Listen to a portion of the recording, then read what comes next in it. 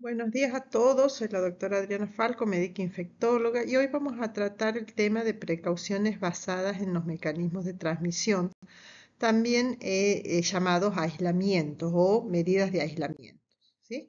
El objetivo de esta presentación es conocer los fundamentos para la implementación de las medidas de aislamiento, cuándo implementar un aislamiento, cuáles son los tipos de aislamiento según los mecanismos de transmisión y cómo implementar estos aislamientos.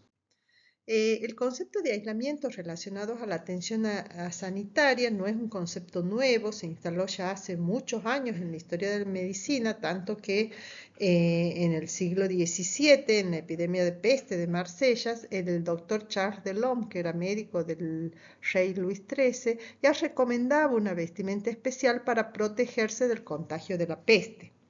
Actualmente, nosotros, digamos, en nuestros hospitales hay un gran problema que son las infecciones asociadas al cuidado de la salud que aparecen en pacientes que ingresan al hospital por otras patologías y adquieren una infección dentro del hospital.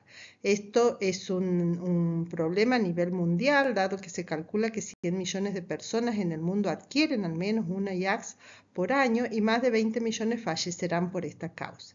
Y el otro tema que es muy importante en esto es que más del 50% de estas infecciones son prevenibles. Entonces, para saber cómo prevenir estas infecciones debemos conocer cómo es el mecanismo de transmisión. Sabemos que en los hospitales hay pacientes con infecciones potencialmente transmisibles y también conviven con pacientes susceptibles que entran en general para realizarse procedimientos invasivos como puede ser una cirugía o para hacer algún tipo de tratamiento que no están infectados, pero que son pacientes susceptibles de infectarse. Entonces, ¿cómo llegan estos gérmenes de estos pacientes con infecciones a los pacientes susceptibles? Es lo que vamos a tratar de explicar en estos minutos, ¿sí? Sabemos que la cadena de transmisión de infecciones tenemos el agente causal, digamos que son en general los microorganismos que tienen una fuente o reservorio dentro del hospital, que después vamos a ver cuáles pueden ser. En el hospital esto convive con un huésped que puede ser una persona susceptible a infectarse, pero también sabemos que algunas de estas personas pueden ser inmunes o resistentes, como mucho del personal de salud, y hay un mecanismo de transmisión, o sea, una vía de llegada de estos gérmenes desde la fuente o reservorio hasta el huésped susceptible. Entonces, veamos un poco cuáles pueden ser las fuentes o reservorios en el hospital. Hablamos de que en el hospital hay fuentes animadas, por ejemplo, pacientes, personal, visitas que pueden estar tanto colonizados con gérmenes como infectados, o sea, manifestar signos de infección. Pero también hay un gran nicho que son las fuentes inanimadas, que están representadas por objetos contaminados del medio ambiente, el equipo biomédico que puede contaminarse, medicamentos. Entonces veamos un poco cuáles pueden ser los reservorios de estos gérmenes en una unidad del paciente, digamos, o sea, en las camas, la baranda, los pies del suero, ¿sí? Los grifos, el picaporte, las mismas manos del personal y de los pacientes, la presencia de antisépticos o desinfectantes contaminados, a veces los medicamentos que por un manipuleo incorrecto se contaminan, estetoscopios, etcétera, ¿sí? A su vez, por otra parte, tenemos al agente causal, ¿sí? El agente causal, ¿por qué es importante? Porque esto nos va a explicar por qué no a todos los pacientes con infecciones los aislamos. Entonces tenemos que ver en el agente causal cuál es el potencial patógeno, o sea, la capacidad que tiene el germen de producir una infección. Por otro lado, cuál es la capacidad que tiene este germen de producir una infección grave, la virulencia. También tenemos que tener en cuenta cuál es la capacidad de transmisión o de contagiarse, digamos, no es lo mismo algunas infecciones que tienen bajo riesgo de transmisión, como puede ser una infección por neumococo, que una infección por virus como el de la gripe o el coronavirus, que tiene una gran capacidad de transmisión o de contagio. También hay que ver el riesgo epidemiológico que la presencia de un paciente infectado representa. Por ejemplo, un niño que ingresa por un cuadro de sarampión y que puede tener riesgo de diseminarse dentro del hospital. Y también hoy el otro gran problema dentro de lo que son los microorganismos es la resistencia de estos microorganismos a los antibióticos. Y por último tenemos el huésped, ¿sí? Que son los pacientes, nuestros pacientes, y el riesgo de adquirir la infección va a depender de la edad de estos pacientes, de la presencia o no de comorbilidades. No es lo mismo una persona que ingresa sana, que ingresa simplemente para una cirugía, por ejemplo, de vesícula, que un diabético o un bebé, como en este caso podemos ver, neonato con el mayor riesgo que tiene de infectarse. El mismo embarazo es un factor de riesgo, la obesidad, comorbilidades como pacientes oncológicos. El estado inmune previo del paciente puede, hace rato hablábamos del sarampión, digamos, y el sarampión es un típico caso de muchas personas ya mayores de edad se han infectado de sarampión y están inmunes. ¿Sí? También tenemos que tener en cuenta la vacunación de esa persona o que sean sometidos a procedimientos invasivos, lo cual los hace mucho más susceptibles de adquirir infecciones. Entonces tenemos el germen, tenemos la fuente de infección, tenemos un huésped susceptible en el hospital, pero ¿cómo llega este germen desde un huésped infectado a un huésped susceptible? Puede ser una de las formas más frecuentes de infección es a través de transmisión de la infección es a través del contacto, llamamos, y puede ser un contacto directo, o sea, directamente se toca un paciente que esté infectado y con las manos se lleva este microorganismo a un paciente que es susceptible de infectarse, por ejemplo, un paciente que tiene un catéter. ¿Sí? También puede ser por contacto indirecto, o sea, a través de objetos contaminados. Por ejemplo, una medicación que se manipula en forma incorrecta y que se contamina y esto llega al paciente. Puede ser también un antiséptico contaminado que al hacer la antisepsia de piel podemos introducir el germen en un paciente susceptible. También pueden ser otros objetos contaminados, por ejemplo, las superficies del entorno del paciente. Hace rato hablábamos de las camas, los equipos biomédicos, los aparatos, juguetes compartidos. Esto es un gran riesgo en los hospitales pediátricos porque pueden ser vehículos para virus respiratorio, y el instrumental u otros elementos con limpieza o desinfección deficiente. La otra forma de transmisión que tenemos es la por vía respiratoria, y cuando hablamos de la transmisión por vía respiratoria tenemos que diferenciar dos situaciones. La respiratoria por gotitas. Las gotitas de flush son las que los pacientes y el personal, las personas en general, eliminan cuando tosen, estornudan, hablan, y los gérmenes pueden ser arrastrado dentro de estas gotitas respiratorias y llegar a otra persona susceptible. Estas son gotitas grandes de más de 5 micrones y que en general caen a una distancia aproximada de 1 metro. No permanecen estos microorganismos, no permanecen suspendidos en el aire y normalmente, como decía antes, no recorren grandes distancias. Entonces es una transmisión respiratoria, pero tiene que haber cercanía, ¿sí?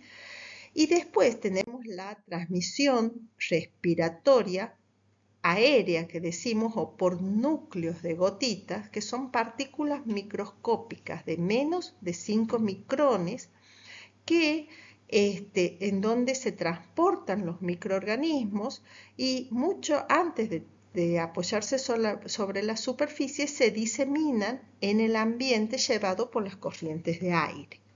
Entonces, de esta forma se pueden transportar gérmenes como el Mycobacterium tuberculosis, o bacilo de Koch, que tiene una vida media aerosolizado de 6 horas, o sea, una vez suspendido en el aire puede estar viable durante 6 horas, y al inhalarlo una persona, un 50% de estas partículas penetran en la vía respiratoria y llegan a los macrófagos alveolares donde se produce la infección.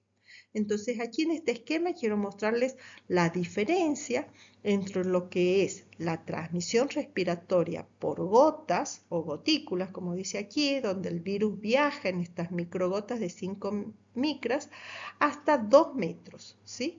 Aquí está marcado los 2 metros y caen al suelo. Y la transmisión aérea son pequeñas partículas que quedan suspendidas en el aire mientras se mueven por su peso. También es importante, aquí vemos estas que son las partículas que quedan suspendidas, cómo ingresan por la vía respiratoria de los pacientes, pero van directamente al pulmón. Bueno, entonces decíamos, conocemos el germen, conocemos las fuentes, conocemos los mecanismos de transmisión y debemos evitar de alguna forma que este germen, desde los pacientes potencialmente infectados con gérmenes transmisibles, lleguen a un paciente susceptible. Entonces, ¿cómo llegan estos gérmenes? Pueden llegar por las manos del personal, ¿sí? O a través del entorno y de objetos contaminados del entorno del paciente, que pueden tener contacto directo con un paciente o a través de las manos un contacto indirecto. Entonces, ¿qué hacemos para cortar esta cadena de transmisión? Si nos situamos aquí ante este paciente, lo que podemos hacer con este paciente que tiene gérmenes potencialmente transmisibles es aislarlo. ¿Podemos aislar a todos los pacientes del hospital? No, esto es imposible. Entonces después vamos a ver cómo manejamos y qué pacientes debemos aislar. También, desde las manos de los profesionales a los pacientes susceptibles, para cortar este paso debemos higienizarnos las manos y después la limpieza de todo lo que es el entorno y las superficies altamente tocadas que impiden la llegada de los gérmenes al paciente. Entonces, hablando específicamente de aislamiento, ¿en qué microorganismos, cómo decidimos nosotros para qué microorganismos ponemos medidas de aislamiento? Entonces esto depende del tipo de germen. Por ejemplo, puede ser gérmenes muy contagiosos. Ejemplo, la varicela, ¿sí? Coqueluche, que son enfermedades muy contagiosas y que debemos en estos casos, pacientes con estas patologías, aislarlos. Pueden ser también gérmenes que tengan un gran potencial de crear un brote epidémico, por ejemplo, en el caso de sarampión, ¿sí? También en el caso del meningococo. También hay que tener en cuenta la virulencia del germen, o sea, qué pasa si un paciente que tiene sus defensas bajas y que está internado adquiere una infección, por ejemplo, por meningococo. ¿Sí? Y también tenemos que tener en cuenta si estos microorganismos son resistentes a los antibióticos habituales, lo cual lo hace de difícil tratamiento. Entonces, a estos son los gérmenes que vamos a implementar, cuando hay pacientes con estos gérmenes, implementamos estas medidas de aislamiento, ¿sí? Las precauciones, entonces, las medidas de aislamiento son precauciones adicionales a las precauciones estándares, ¿sí? Esto es bien importante tener en cuenta. Siempre lo primero es la precaución estándar. ¿Para qué implementamos estas precauciones adicionales? Para evitar la transmisión de algunas patologías infecciosas desde personas que tienen un diagnóstico sospechoso o confirmado de una infección o colonización hacia otras personas que pueden ser susceptibles. ¿Y durante cuánto tiempo se implementa este aislamiento? Durante el periodo de riesgo, o sea, el periodo que una persona infectada o colonizada está eliminando este microorganismo. Pueden ser horas, por ejemplo, o un día, por ejemplo, una meningitis por meningococo que inició tratamiento, 24 horas. Pueden ser días, por ejemplo, coqueluche, 5 o 7 días. Puede ser a veces durante toda la internación, por ejemplo, para gérmenes multiresistentes, ¿sí? Entonces existen diferentes tipos de precauciones según el agente y el mecanismo de transmisión. Entonces, las medidas de aislamiento las implementamos según el mecanismo de transmisión. Decíamos, si un germen se transmite por contacto directo o indirecto, implementaremos aislamiento de contacto. Si es una transmisión respiratoria por gotitas de flush, aislamiento respiratorio por gotitas. Y si la transmisión es respiratoria aérea, aislamiento respiratorio aéreo. Entonces ahora vamos a ver cómo implementamos los aislamientos.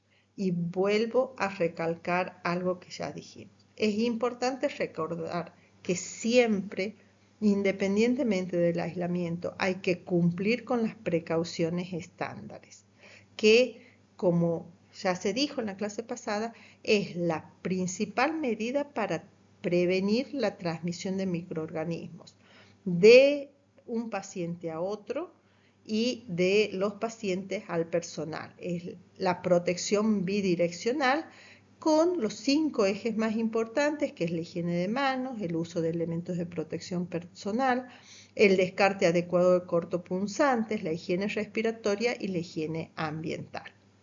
Es importante también cuando uno implementa un aislamiento señalizar el área, sector, habitación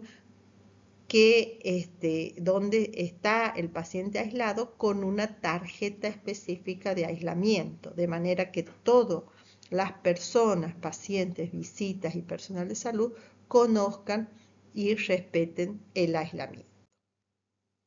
Ahora bien, vamos al primer tipo de aislamiento de contacto.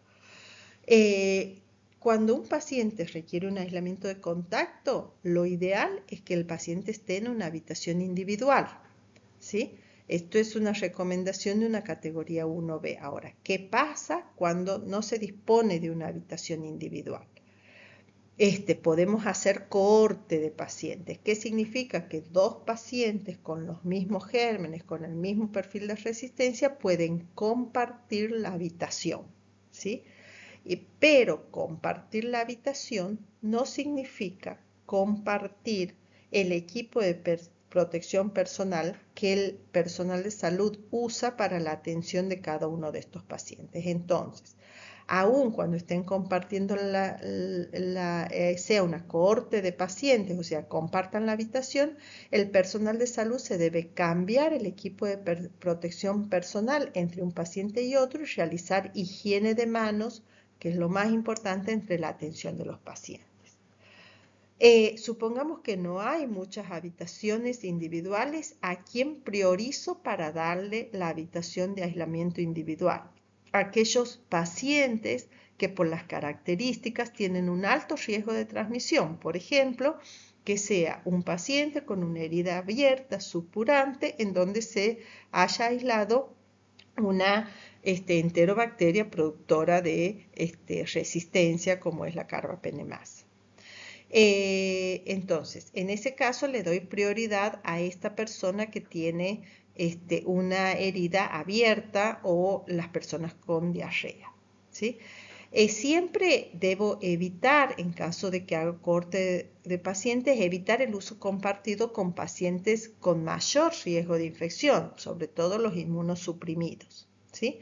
Y en caso de que haga corte, mantener una distancia de 1 a 1,5 metros entre un paciente y otro. Por otra parte, para la atención de estos pacientes necesito tener equipos exclusivos para ellos, ¿sí? El personal de salud, ¿qué debe usar para ingresar a la habitación? El camisolín en el uso, en el contacto con el paciente y elementos de la habitación, y los guantes no estériles, también para el contacto con el paciente, con fluidos corporales y elementos de la habitación. El uso de protección ocular y barbijo depende de las precauciones estándar. Los camisolines, ¿dónde los dejamos? ¿Sí? Los dejamos afuera de la habitación a los camisolines limpios, y el personal de salud se coloca el camisolín antes de ingresar a la habitación y tener contacto con elementos de la habitación o del paciente.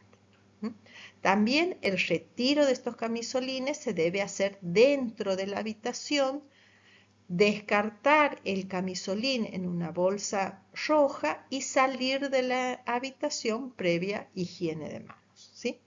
Los equipos como ecógrafos, electrocardiógrafos, los equipos de rayos X portátiles siempre deben limpiarse y desinfectarse entre los pacientes. ¿Qué hacemos con la limpieza? Sabemos que estas habitaciones se deben limpiar junto con todo lo que son las superficies altamente tocadas, al menos una vez por día, pero se recomienda que sea una vez por turno. El equipo que se usa para la limpieza de la habitación debe ser individual para cada paciente y en caso de cortes por habitación, ¿sí? Y lo otro que es importante, que para limpiar las superficies altamente tocadas es conveniente usar un paño descartable en reemplazo de rejillas. El paciente en sí, que está en aislamiento, no puede salir de su habitación ni deambular dentro del hospital. Hay que instruir al paciente y a la familia sobre los riesgos de contaminar el medio ambiente e insistir en la higiene de manos tanto del familiar como de los acompañantes. ¿Para qué patologías implemento este aislamiento? Bueno, decíamos antes, con patologías con mucho riesgo de hacer brotes epidémicos, como es la conjuntivitis aguda viral, ¿sí? La presencia de pacientes con pediculosis y escabiosis, en pacientes con herpes zóster diseminado. Ahora que se viene la época del sincicial respiratorio, el virus sincicial respiratorio, ¿sí? El coronavirus, pacientes con diarrea viral, también pacientes que tienen grandes superficies corporales expuestas. Y dos gérmenes especiales, la diarrea por Clostridium difficile, que sabemos que el Clostridium es un germen resistente, que genera unas esporas que lo hace resistente a las condiciones ambientales, y también los pacientes colonizados o infectados con organismos multiresistentes, que los remarco porque tienen alguna diferencia con el aislamiento de contacto básico, ¿sí? Entonces, esta es nuestra tarjeta de aislamiento de contacto, explica el uso de guantes cuando hay contacto con fluidos orgánicos, membranas y piel no intacta, removerlo inmediatamente después de su uso, hacer la higiene, habitación individual si es posible, el camisolín solo para el contacto con fluidos, membranas mucosas y piel no intacta. Es importante que los camisolines se deben usar una sola vez y se deben retirar con técnica adecuada. Bueno, los pañales que deben ir en bolsa roja, elementos de atención exclusivos para el paciente, la limpieza y desinfección diaria de la unidad. También tenemos, para estos casos especiales que decíamos, estos gérmenes multiresistentes, el aislamiento de contacto estricto que le decimos. Este paciente sí o sí debe estar o en habitación individual o en cohorte de pacientes con el mismo germen. Hay que usar guantes siempre que se tenga contacto con el paciente o con el entorno del paciente. El camisolín también, cada vez que se tenga contacto no tan solo con el paciente, sino también con cualquier parte del entorno del paciente. Hay que restringir el uso el ingreso de visitas y de personal. Bueno, los pañales van a bolsa roja y los elementos exclusivos para la atención de los pacientes, e insistir también en la limpieza y desinfección de estas áreas, ¿sí? ¿Qué gérmenes requieren este tipo de aislamiento? Ya lo decíamos antes, son los gérmenes, básicamente la Klebsiella, que es productora de una enzima que le confiere resistencia a múltiples antibióticos. Y después, dentro de lo que es el aislamiento de contacto, tenemos también el aislamiento para Clostridium difficile, que tiene algunas pequeñas diferencias. Uno, que primero, que siempre tiene que ser habitación individual.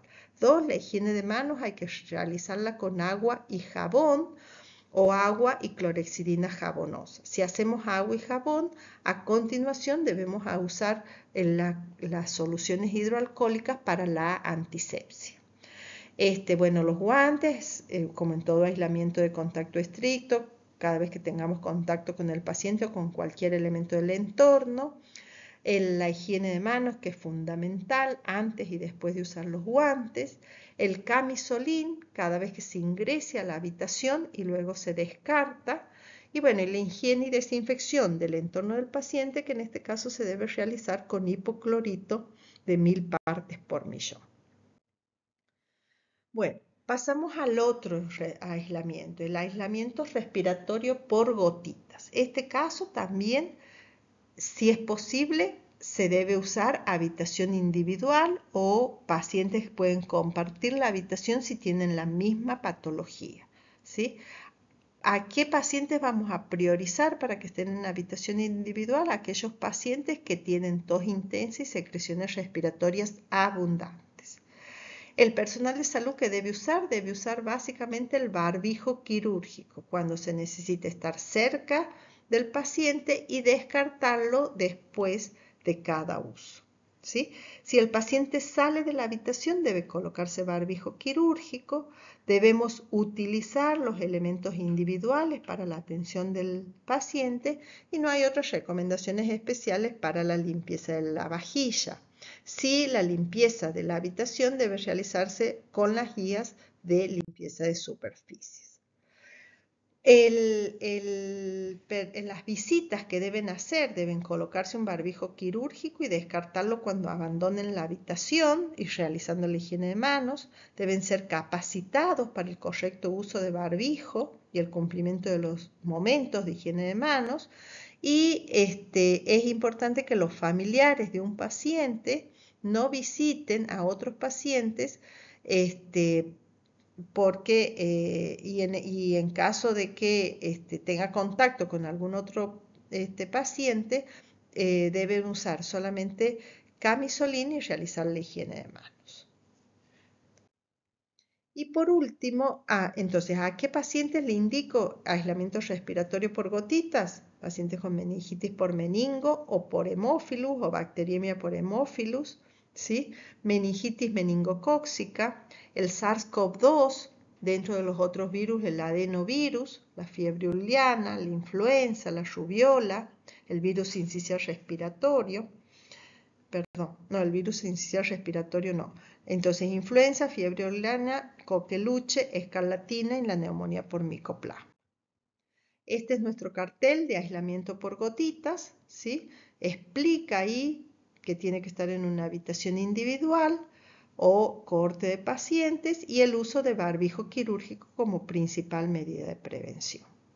Y por último, tenemos el aislamiento respiratorio aéreo, donde aquí no se transa, debe ser una habitación individual, ¿sí? O eventualmente compartida con otro paciente que tenga exactamente la misma patología.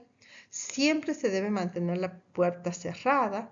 Lo ideal es que estas habitaciones o sectores de aislamiento tengan un recambio de aire con presión negativa de por lo menos 12 recambios al día y que cuenten con filtros HEPA, ¿sí? Y las bocas de aire de las habitaciones, en caso de que se comparta con otras áreas, se las debe mantener cerradas.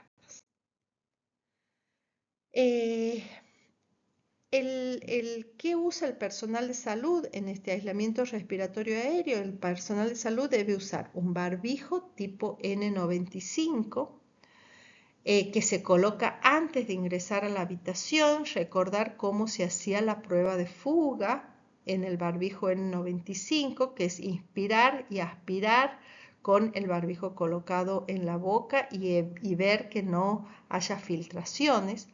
Recordar que este barbijo no es descartable, se lo puede reusar, depende los días de reuso del tiempo de uso, pero más o menos en el hospital decimos que 7 días. Es importante que durante este tiempo cada uno mantenga su barbijo N95 envuelto en un papel y bien rotulado, ¿sí? Y hay que evitar que el barbijo se ensucie, se moje o que se dañe el filtro, ¿sí? Cuando el paciente tiene que salir de la habitación, debe sí o sí usar barbijo quirúrgico, ¿sí? Igual que los padres y cuidadoras de los pacientes. Y no se permiten visitas en estos casos. Entonces, ¿cuándo indicar un aislamiento respiratorio aéreo? Para pacientes con sospecha de diagnóstico de certeza de tuberculosis bacilífera, de sarampión, varicela y gripe aviar. Y este es el cartel nuestro donde hace hincapié en que la habitación es individual y la puerta se debe mantener cerrada. El uso del barbijo N95 y todo el resto que comparten, que es el equipo de protección personal y la limpieza y desinfección del entorno del paciente.